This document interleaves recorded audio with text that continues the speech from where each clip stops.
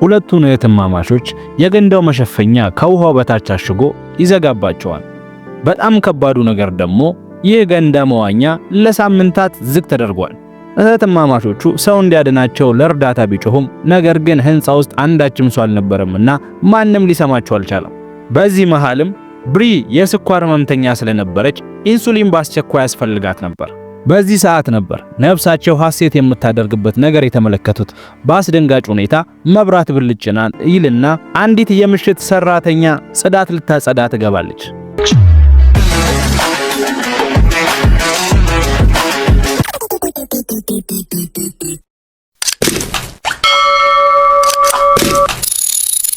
የዛሬው ታሪካችን የሚጀምረው ብሪ የተባለች አንዲት ሴት ከእህቷ ጋር መዋኛ ገንዳ ውስጥ እየዋኘች እያለ የአልማዝ ቀለበቷ ወደ ገንዳ ውስጥ ይወድቅባታል። ሁለቱ እህትማማቾች ቀለበቱን ለማውጣት በፍጥነት ወደ ውስጥ ቢጠልቁም ቀለበቱን ከማግኘት ይልቅ ግን የጃና ጸጉር በገንዳው ማጣሪያ ተያዘባት። ብሪም ይህንን ነገር ስታይ ወዲያውኑ እህቷን መርዳት ትጀምራለች። ግን ያላሰቡት ነገር ከዚያ የሚበልጥ አደጋ እየመጣ እንደነበር ነው። የገንዳው ተቆጣጣሪ ወይም ደግሞ ስራ አስኪያጁ ማክ ሁሉም ሰው እንደወጣ በማሰብ የመዝጊያውን ቁልፉን ተጭኖት ይወጣል። በድንገትም ትልቁ የገንዳው መሸፈኛ መዘጋት ጀመረ። ብሪም እየተዘጋ መሆኑን በማየቷ የጃናን ጸጉር በፍጥነት አላቀቀችላት። ወዲያውኑም ወደ ላይ ለመውጣት ቢፋጠኑ ጊዜው ግን አልፎ ነበር። የገንዳውን መሸፈኛ ከውሃው በታች አድርጎ ዘጋባቸው። እህትማማቾቹ ለእርዳታ ቢጮሁም ህንፃ ውስጥ ማንም ባለመኖሩ ጸጥ ብሎ ነበር። በሙሉ ኃይላቸው መሸፈኛውን ለመክፈት ቢገፉትም አንዳችም ነገር ግን ሊንቀሳቀስላቸው አልቻለም። በጣም ከባዱና የሚያሳዝነው ነገር ደግሞ ገንዳው ለሳምንት ያህል ዝግ ተደርጓል። በተስፋ መቁረጥ ስሜት ውስጥ በመሆን መውጫ መንገዳቸውን መፈለግ ጀመሩ። በመሸፈኛው ላይም አንዲት ትንሽ ቀዳዳ አዩ። ነገር ግን ቀዳዳው እጅ እንኳን የማያስገባ ነበር። ብሪ የፕላስቲክ ሰሌዳ አግኝታ ቀዳዳውን ለማስፋት ብትሞክርም ያለመታከት ብትደጋግምም ቀዳዳው ግን ሊሰፋላት አልቻለም። ይህ ተስፋ አስቆራጭ ሁኔታም ጃናን እጅግ በጣም ያስቆጣል።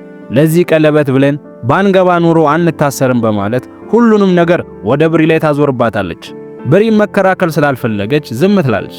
ስለዚህ ብቻዋን ተመልሳ ወደ ውሃው ትገባለች። በዚህ ጊዜም የጣለችውን ቀለበት ታገኘዋለች። ግን አንድ ወሳኝ ነገር አስተዋለች። ከእግሯ በታች ያለው የውሃ ማፍሰሻ አልላቀቅ ብሏል። ያንን ብረትን በመጠቀም መሸፈኛውን መስበር እንደሚችሉ አሰበች። ብሪ ባለ በሌለ ኃይሏ ያንን ነገር ለማንሳት ብትሞክርም ልታንቀሳቅሰው ግን አልቻለችም። ብሪ ጃና እንድታግዛት ብትጠይቃትም መጥፎ ሐሳብ ነው ብላ ሐሳቧን አጣጣለችባት። በዚህ ቅስፈትም የብሪ ፍቅረኛ የሆነው ዴቪድ ስልኳ ላይ ይደውላል። ብሪ በተስፋ ዴቪድ መጥቶ እንደሚያድናቸው እርግጠኛ ነበረች። ነገር ግን ሰዓታት አልፈው ፀሐይም ጠለቀች። ነገር ግን የዴቪድን ስልክ ማንም ማንሳት አልቻለም። ያኔም በድንገት የገንዳው መብራት ጠፍቶ ፍጹም ጨለማ ይከባቸዋል። ብሪም ድካምና ጭንቀት ስለበዛባት ራሷን አጎነበሰች። ብሪ የስኳር ህመምተኛ ስለነበረችም በአስቸኳይ ኢንሱሊን እንደሚያስፈልጋት እንመለከታለን። ነገር ግን ብሪ የምትወጋው የኢንሱሊን መድኃኒት የተቀመጠው ከገንዳው ውጪ ባለው ቦርሳ ውስጥ ነበር። ብሪ ስትሰቃይ ያየችው ጃናም እንዲህ ስትሆን ማየት ስላልቻለች መውጫ ፍለጋ መጀመር ጀመረች። በጸጥታም የፕላስቲክ ሰሌዳውን አንስታ ቀዳዳውን እንደገና ለማስፋት መሞከር ጀመረች። ሁለቱም እህትማማቾች በገንዳ ውስጥ ለ4 ሰዓታት ያህል ቆይተዋል። በድንገትም መብራቱ ይበራል።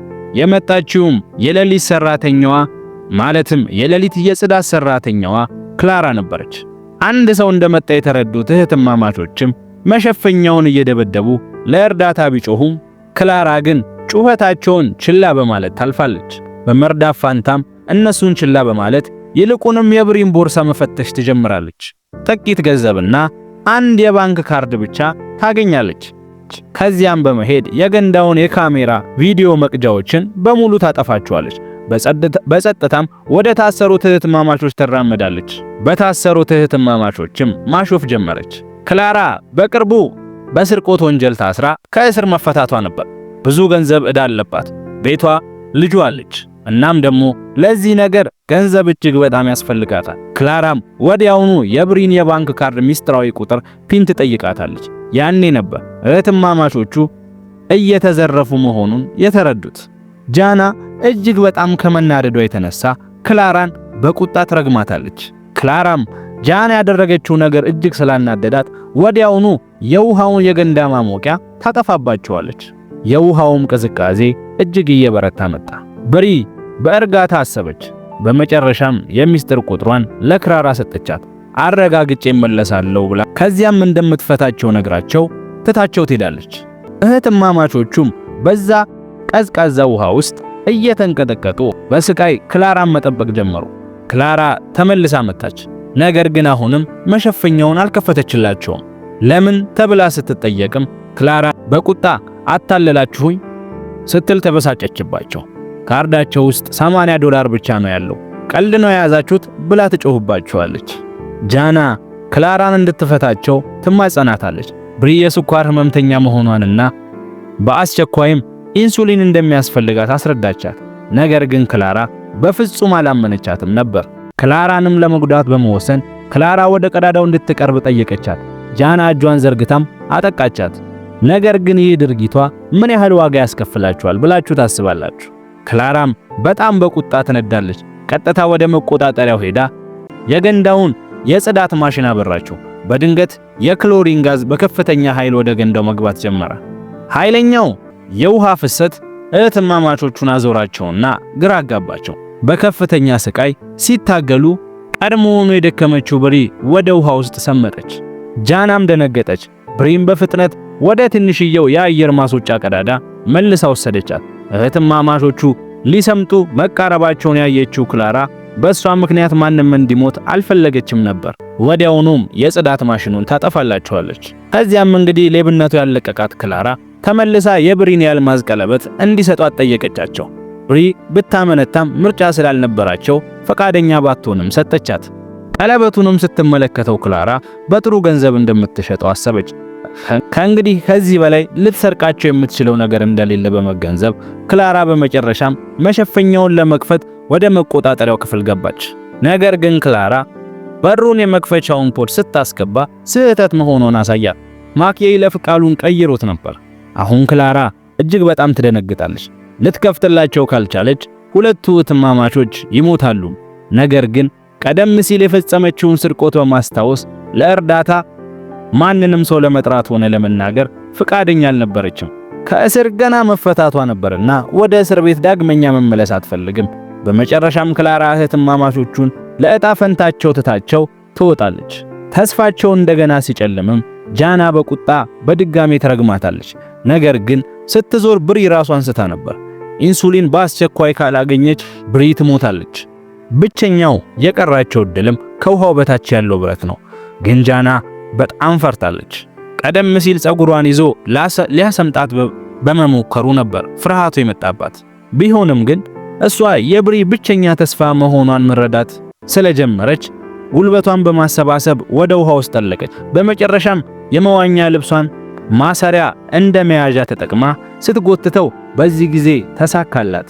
በፍጥነትም ወደ ላይ ወጣችና የብረት ማፍሰሻውን በመዋኛው ገንዳ መሸፈኛ ላይ በኃይል መታችው። ትንሽ መሰንጠቅ ጀመረ። ደጋግማ በኃይል ስትመታው ተጨማሪ ስንጥቆችን ማየት ጀመረች። በመጨረሻም መሸፈኛው ተሰበረ። ጃና ወዲያውኑ ብሪን ወደ ደረቁ መሬት አወጣቻትና ኢንሱሊኑን ወጋቻት። ብሪም ቀስ በቀስ ከሳተችበት ትነቃለች። ጃናም የእፎታይ ትንፋሽን ልተነፍስ ቀና ስትል ክላራ እንደገና ተመልሳ መታለች። በዚህ ጊዜ ሽጉጥ ይዛ በቀጥታ ወደ እነሱ ደቀነችባቸው። ክላራ እህትማማቾቹ ከተረፉ በእርግጠኝነት ለፖሊስ ሪፖርት እንደሚያደርጉባት ፈርታለች። ስለዚህም ራሷ ልትገላቸው ወሰነች። ጃና ብሪን አጥብቃ አቀፈቻት። እያለቀሰችም ለማንም እንደማይናገሩ ለክላራ ቃል ገባችላት። ነገር ግን ክላራ በፍጹም አላመነቻትም። እየተጠጋቸው መጣች። በተስፋ መቁረጥ ውስጥ ያለችው ጃናም በድንገት የክላራ ደካማ ጎን ማን እንደሆነ አወቀች። እኛን ከገደልሽ ልጅሽስ ምን ትሆናለች ስትል ጠየቀቻት። ይህ ቃል ክላራን ጭንቅላቷን መታት። ቀስ በቀስም ሽጉጧን አወረደች። ከዚያም የብሪን ቀለበት መለሰችላት። ጃና በፍጥነት 911 ደወለች። እናም ለገባችው ቃል ታማኝ በመሆን ክላራ ካለችበት ቦታ በፍጥነት እንድትሄድ ፈቀደችላት። በመጨረሻም ሁለቱ እህትማማቾች በሰላም ተርፈው ብሪም ወደ ሆስፒታል ትወሰዳለች። ውድ የኬቢ ሪካፕ ቤተሰቦች ቪዲዮውን ከወደዳችሁት ላይክ ማድረግ እንዳረሱ